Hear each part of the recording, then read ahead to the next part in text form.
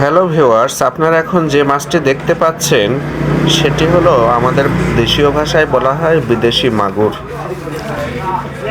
এই মাছটি আমাদের 4 বিঘা জমির একটা জলকর সাদা পুকুরের আছে, যেখানে সাদা মাছের চাষ করা হয়।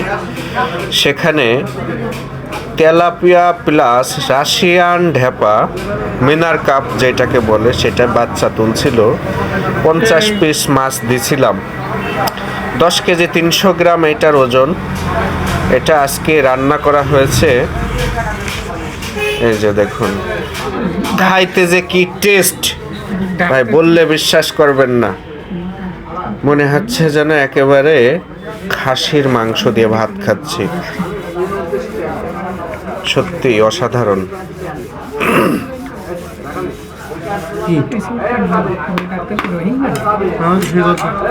আমি তাদের